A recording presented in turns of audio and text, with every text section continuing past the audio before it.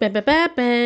ওই দেখো, যাত্রা শুরু হওয়ার আগে ঠিক আগে এরকম মিউজিকই আমরা দেখতাম। তোমরা কি কেউ যাত্রা দেখেছো? ছোটোবেলায় কিন্তু যাত্রা আমি অনেক দেখেছি। যাই হোক, ইচ্ছা হলো আজকে ব্লগটা এরকম একটা মিউজিক দিয়ে শুরু করব, তাই শুরু করলাম।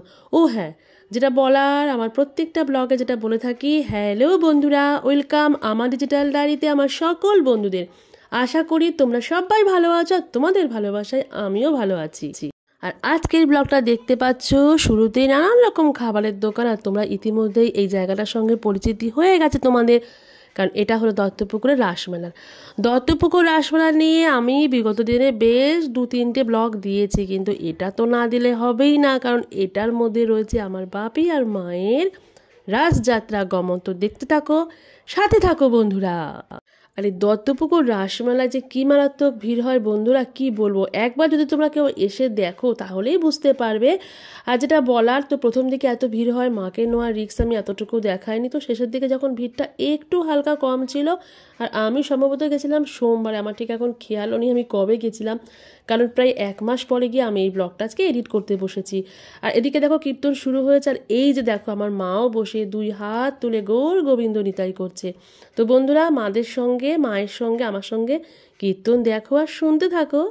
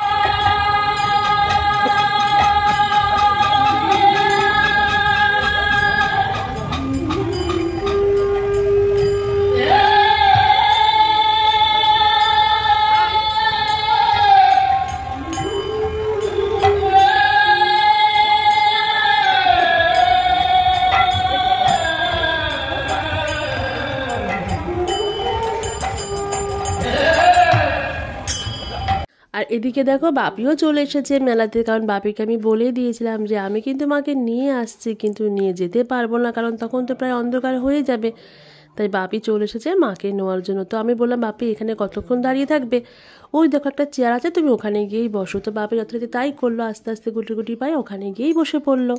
আর বাপি যেই চলে গেল, মা না ঘাড় ঘুরিয়ে দেখছে বাপি কোন দিকে যায়। যতই হোক হো আমি তো, তাই না, বলো না বন্ধুরা? আর এই দেখো এখানে লেখা আছে না লিফলেটে, মালসাভোগ 251 টাকা। হ্যাঁ বন্ধুরা, এবার মিনিমাম এটাই রেট করা হয়েছিল। তো প্রত্যেকবার আমি একটা করে মালসা নিয়ে থাকি, এবারও তাই গিয়ে ওটা বুকিং করলাম, মানে ওই টোকেনটা কেটে রাখলাম। ওরা বললো যেদিনকে মালসা দেওয়া হবে সেদিনকে টাইমটা বলে দেবে, তখন এসে সংগ্রহ করতে। আর এখানে কৃষ্ণলীলার বিভিন্ন পর্যায়গুলো আছে, তোমরা দেখেছো কীর্তন শুনতে শুনতে আশা করি। আর এখানে হচ্ছে মূল মা মানে কৃষ্ণের এবং রাধার বিগ্রহটা রাখা হয়েছে, খুব সুন্দর করে ডেকোরেট করা হয়েছিল।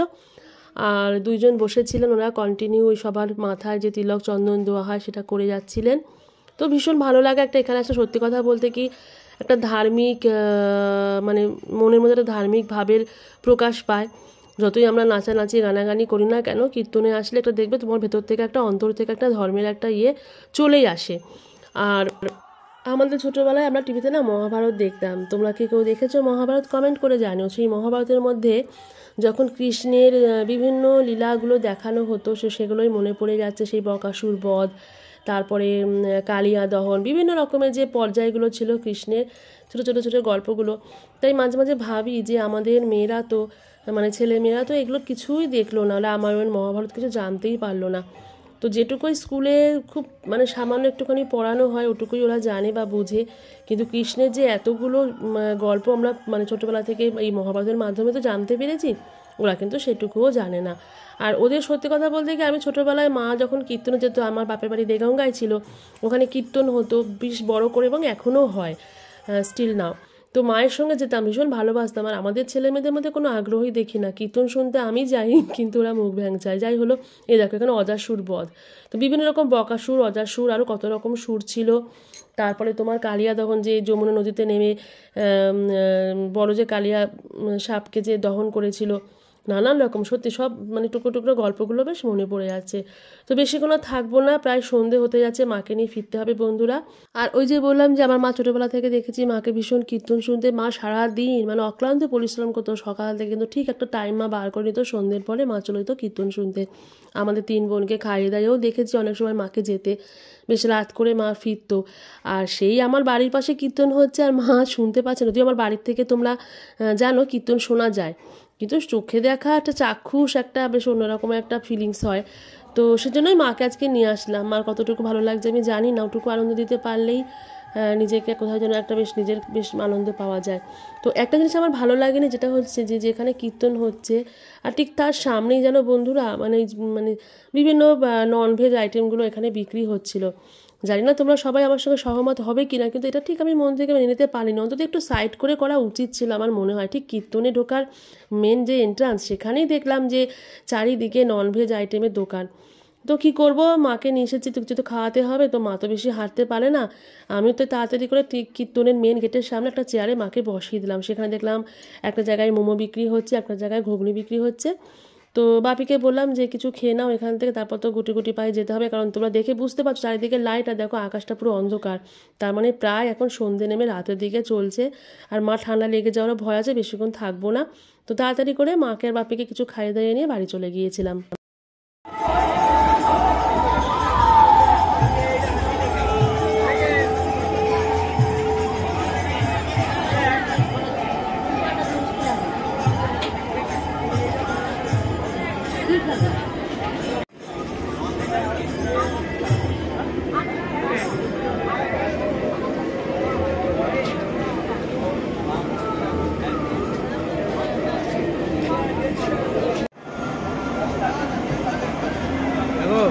Takut buat coba.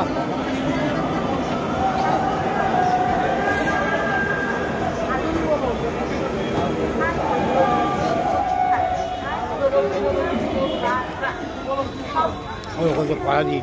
আমি দিয়েছি।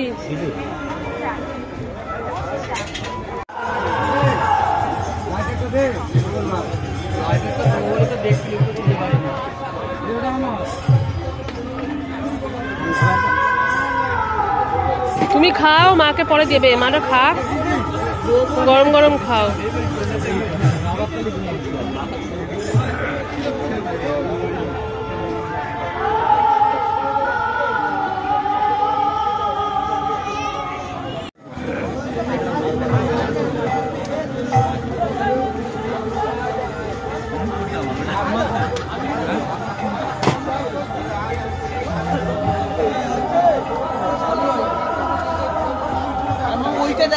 কোথায় ঘুরছে?